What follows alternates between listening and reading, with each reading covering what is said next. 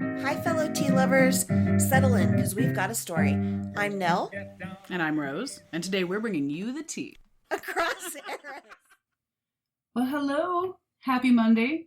Favorite Monday. day of the week. Monday is our recording day. Yeah, I always look forward to this. Me too.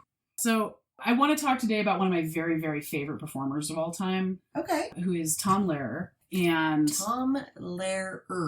Okay. if you don't know the name offhand, it's fine. It's not obscure. He's been around since the 50s, 60s. Okay. And it's kind of niche. I described it to somebody once as mid-century modern sarcasm. Okay. Beautiful satirical songs. They just make me happy. But his story is so independently interesting. So today we're going to talk about Tom Lehrer as a way of introducing his music. So I hope somebody out there has noticed that every intro to every episode that we've done is a little bit of a musical joke about the content of the episode. We've tried really, really, really hard to stay in the public domain. We have not always done so. If anybody has the desire for their work to be removed from our work, please let us know. I mean no ill will. And we're poor. We're not making money off of this. But yeah, so the very first episode that we did, Would Clara Bow Be a Swiftie? The intro to that was a Tom Lehrer song called The Masochism Tango. And I'd like to play a portion of that for you now.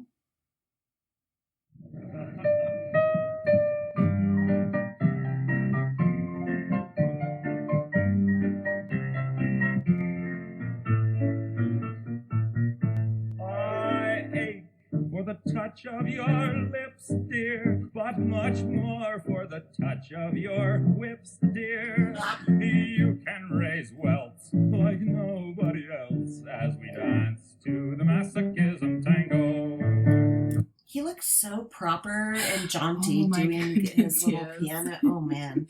This one is from, I believe, the Oslo concert in 1960. Okay. And he is such a proper 60s scholar. But so backing up, so Tom Lehrer was born in New York in 1928. Okay. And so he grew up in the Broadway of legends, the bedrock of musical theater that was New York from the 40s to the 60s. And you can clearly hear it in his music. He's very inspired by musical theater, tropes and genres. But so he is a math genius who was admitted to Harvard at 15. Oh, wow. And so he was that guy that could play piano in the dorm that was making up hilarious songs. And this is the same environment that the Monty Python guys grew up in. Okay. And so it's that type of just, throw the baby in with the bathwater and grab the blender because it's funny kind of satire. Okay. And I encountered it for the first time. My brother played me probably one of the more famous ones, which is Poisoning Pigeons in the Park. Poisoning Pigeons in the Park.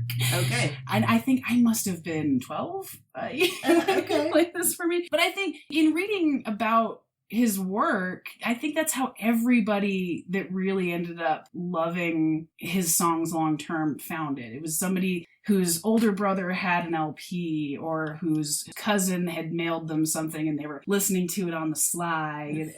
It's the naughty student discovering music. Okay.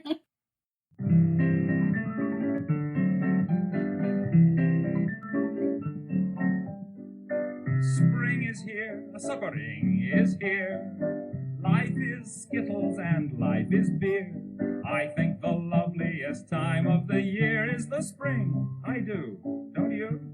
Of course you do. But there's one thing that makes spring complete for me, and makes every Sunday a treat for me. All the world seems in tune on a spring afternoon when we're poisoning pigeons in the park. Every Sunday you'll see my sweetheart and me as we poison the pigeons in the park. When they see us coming, the birdies all try and hide, but they still go for peanuts when coated with a cyanide. Oh my gosh.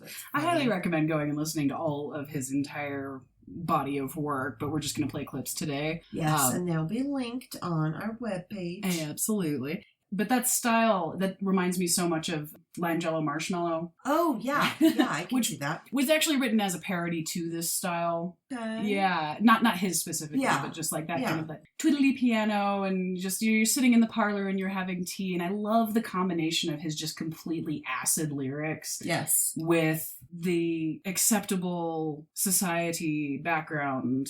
There is a lounge singer who performs under the name of Richard Cheese or Dick Cheese, and he sings modern songs in that style. They're equally funny.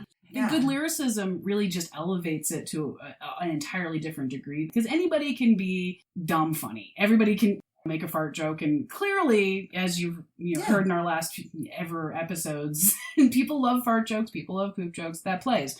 But when you elevate the language, it is so much funnier. It's this type of humor that assumes everybody's in on the joke, and if you're not, well, that's a whole different joke. Yeah, I mean, I can think of a very recent example where the elevated lyricism chose a clear winner for the general public in the song battle between Drake and stop laughing, and Kendrick Lamar.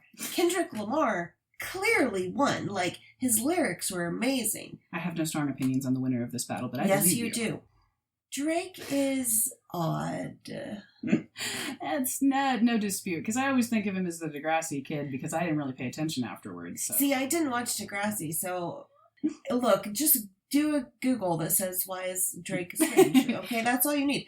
I've seen a lot of funny breakdowns of both of their songs in their rap battle, but there was a clear winner, and it was the lyricist. You don't go up against a Pulitzer Prize winner, Drake. No. Kendrick won a Pulitzer Prize. And the point of the lyricist winning is that you can talk shit without throwing it. Of course. Those are the people that win. I mean, you can make a joke that really, it wasn't actually aimed at anybody in a pejorative way. It kind of feels like it, just because it's a little bit unstable in general. That's the best kind of humor. Yeah. I like when the lyrics have double meanings. Those are some of my favorite things. So Tom Lehrer has a great one from most of these clips are from the Oslo concert. And just side note, his patter in between songs, I think, is just as funny as the rest of it. That's the general idea, anyway. Now, there's been a great deal of ferment in the Roman Catholic Church lately, involving certain reforms which are taking place. For one thing, they are allowing the use of native languages to replace Latin in portions of the Mass. They are making optional, in certain cases, the eating of meat on Friday. That's a particularly interesting one, because I've always felt that there was an inconsistency in the church dogma. For example, it was all right for a soldier to kill a man on Friday, but it was a sin to eat him. Also, they are permitting the use of secular music in portions of the liturgy. I thought it would be a nice idea to redo some of the liturgical music in popular song forms. I have chosen the ragtime form, and this one is called the Vatican Rag. Oh, gosh. Yes. First you get down on your knees, fiddle with your rosaries, bow your head with great respect, and genuflect, genuflect, genuflect. Do whatever steps you want if you have cleared them with the pontiff. Everybody say his own Kyrie eleison, doing the Vatican Rag. That's funny. He's just like our current comedians. Yeah, no, I mean, he's poking at an institution, but he's not really insulting them. He's merely describing them in an irreverent way. And for a lot of people, that's enough, Yeah. All you have to do is look at the reception of Life of Brian. I watched an interview that John Cleese and I think Michael Palin with an archbishop at the time of the release. And the archbishop just saying over and over again, I can't believe just how insulting this is and how you're making a mockery of this entire institution. And their argument back was, we never even showed Jesus except for the one, far shot when somebody else was... The scene when they're on the Sermon on the Mount, and what is he saying? What's he saying? Blessed are the cheesemakers. Yeah. But the Archbishop just wasn't hearing it. He wasn't hearing that it had not been directed at religion in any way, shape, or form. Do you guys hear the beautiful birdies outside? We have some listeners. Antelopes. Are you done? They've said yes. But yeah, but I think that getting offended misses the point, and that's true of any satire. Yeah. Yeah. It's not that you have to like the particular satire that's going on. That's not the point. But becoming offended because of its presentation just seems futile and missing the point. Understand that insightful and bright cultural observation can be just that. Yeah, it's a humorous way of talking about what's going on around you. So back to Tom Lehrer. He was very successful. He actually paid to have his own first LP pressed. Hey. And was just selling it to his classmates at Harvard for extra cash. I love that. Yeah, he used to play at parties, have you seen this bootleg LP kind of guy. It's like a 60s printing my own zine. I don't know if anybody remembers that reference, but he got much more popular. He was doing tours and then he just stopped. He was very successful and had the path to celebrity trajectory and elected instead to be a math lecturer at UC Santa Cruz. Being a celebrity sounds awful. We've talked about it before. Awful. Yeah, no, but the fact that he chose that, it's mind-boggling to me. When you look at biographic articles, the story is always the same. I fell in love with Tom Lehrer's music. I decided to see what he's up to now. I finally found him, and he told me through his lawyer to fuck off. Oh. He didn't just not want to be a celebrity. He had his life path. He had a way to get to all that he desired, and it didn't involve being a public-facing figure that had to worry about what he was saying. Yeah, and I don't think his music would have been as good if he had to give a crap.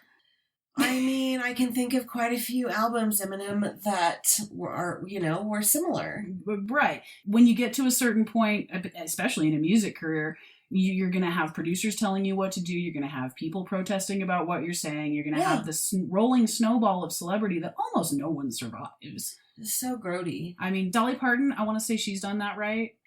She appreciates the private part of her life, and she works to keep it. And she uses the public part of her life for herself and others. And I don't know. I think that's an example of doing public facing, right? Right. I love looking up Tom Lehrer every couple of years because the story always changes just a little bit. I've never been a great fan of anything that I'm a fan of in that I don't have encyclopedic knowledge of most of the properties which I enjoy. Right. I don't know, I feel like a little bit of a fraud. I was sitting in a class once and I borrowed a sweatshirt from my partner and it had a Decepticon symbol on it. And a guy that I'm sitting across the classroom from makes eye contact, holds his finger up, writes something on his notebook, and then holds up his notebook that says Megatron rules. And I had to just be like, yeah, that's pretty, and at least we weren't having an actual conversation. It was just like an eye contact conversation. But I felt like a fraud because I was like, I don't feel like a fraud. Fine, but I'm not going to tell you everything they had for breakfast. Was funny about it and not like, name your favorite 5 Transformers. And I think that gatekeeping bullshit is why it's a little bit hard to feel like you truly love a thing that you love. We've probably talked about this. I always was like totally, I'm a Swiftie. But then I was around some people who are Swifties and I am not on their level. Mm-hmm. Yeah. At all. Yeah.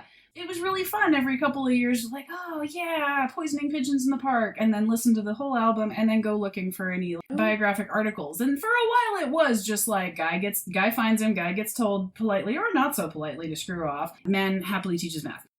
He stayed in the public eye really well, not just because of the hilarity of all of his songs in general, but his most famous one, I'm almost positive that you will have heard before. I'm going to play a little bit of a clip here. Okay. It's just called The Elements. It's something that's been used as a teaching tool ever since it was written. I don't know if he wrote it as a teaching tool or as more of a test. It's almost impossible to sing along with. It's something that I've heard this one, unique in that, although there is a cool clip of Daniel Radcliffe almost getting it done in an interview. That one. Yeah. Props to that.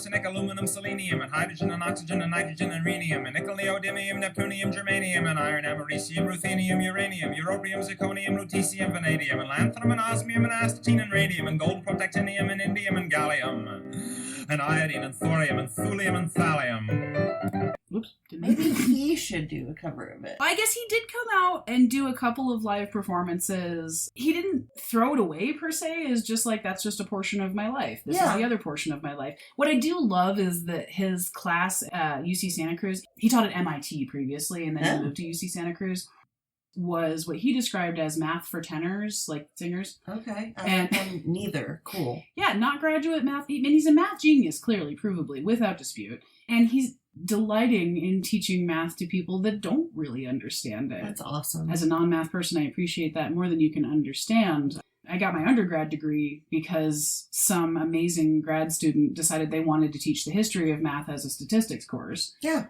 My old roommate, she's in the same degree program that I got, and she took history of math as well. Mm-hmm. Yeah. And it's super interesting. I just love that he saw and allowed that niche to exist instead of gatekeeping the thing that he loved and only teaching the complex version of it to people that already understood it. Yes. He was more about introducing people to the love. And I just think that's so endearing, particularly because he's got such a cynic persona in public. I don't think he actually is a cynic. I think that is just the leave me alone that he never compromised on, and I appreciate that so much.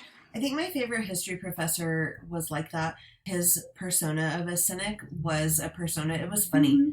Mm-hmm. He was a great teacher. Right, but you understand inherently that it's not like out to get you. Yeah. You know, just acerbic people exist and they're treasures and should be protected. Right, right. Now, it made me think of this Jon Stewart clip that I saw. It was one of those in-between takes clips where he's just talking to the audience. Yeah. And somebody asked him, what's the one book that you think everyone should have on their shelf? And he said anything by Kurt Vonnegut. And he talked about Kurt Vonnegut as a optimistic, cynical humanist. And I love that phrase. Oh, yeah, that's a good description. So much. I think it absolutely applies to Tom Lehrer as well. But it's the idea that, to quote Jon Stewart, he said, a lot of people mistook Vonnegut's dryness for cynicism, but it was really idealism. He believed so much in people that he couldn't help but be somewhat disappointed that we were blowing it. That's how I feel a lot about humanity. I get that.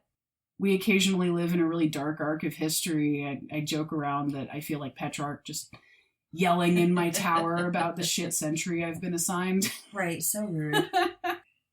The idea of optimistic, cynical humanism, I think that encapsulates how I feel about the world in general a lot. The baseline is, at least for me, to assume that people do not have natural malicious intentions. Malicious things occur because of what people do, and humans as creatures are generally fairly disappointing, but that doesn't mean you can't keep hoping for them to surprise you. So like I was saying, every couple of years, go on a little mission and find what the next person has written about him. And almost always it's I don't want to be contacted. But last year, actually, there's this really cool article in The Guardian, which we will link on our website. This is just a great title. Quote, "My songs spread like herpes. Why did satirical genius Tom Lehrer swap worldwide fame for obscurity?" And so it's by Francis Beckett, who also apparently wrote a musical about Tom Lehrer's life. So May this year, the play Tom Lehrer is Teaching Math and Doesn't Want to Talk to You came out and sold out. It is a rousing romp of tribute songs and just the story of his very interesting life. Well, that sounds fun. And I would love to see it. But the reason, at least in part, that this was possible was that Tom Lehrer did seismic things with his work that kept him relevant in 2020. Okay. So Tom Lehrer in 2020 put all of his copyrights into the public domain. Hey, that's what we can use him. Which is why we've been able to play you longer clips. And I'm ashamed to say not a thing I realized until about this week. But his disclaimer statement on his website. So what he's done is he's created a website called TomLehrerSongs.com. And for the foreseeable future, his entire body of work is downloadable for free on his website. Cool. And the disclaimer it makes me so happy. I'm going to read it to you. Okay. I, Tom Lehrer, individually and as trustee of the Tom Lehrer Trust 2007, hereby grant the following permissions. All copyrights to lyrics or music written or composed by me have been permanently and irrevocably relinquished, and therefore such songs are now in the public domain. All of my songs that have never been copyrighted, having been available for free for so long, are now also in the public domain. In other words, I have abandoned, surrendered, and disclaimed all right, title, and interest in and to my work, and have injected any and all copyrights into the public domain.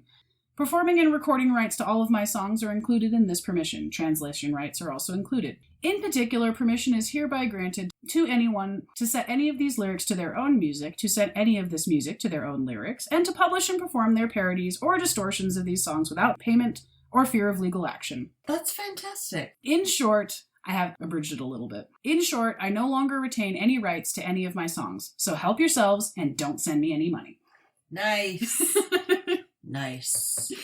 I really gotta believe that this is a guy that believes in the best of humanity and believes that his creations are a gift. Yeah. And I appreciate that.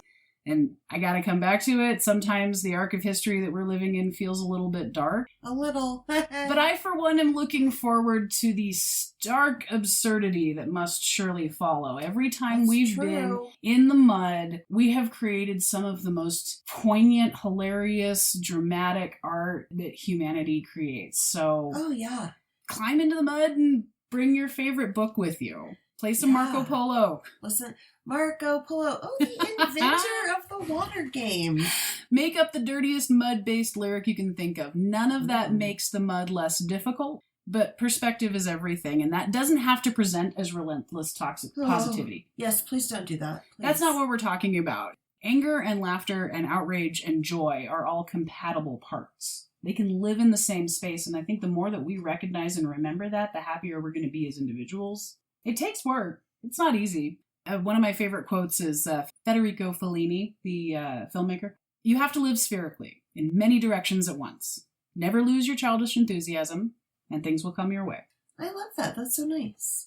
All right. Guys, I need you to do me a favor. Follow us on Instagram and TikTok. Also, we have a YouTube channel, Tia Cross Eras. We have our website, tiacrosseras.com. And we would like some input on upcoming episodes. What do y'all want to hear from us? What interests you? You! That's what I'm talking to. You. See you next time. Bye. Bye.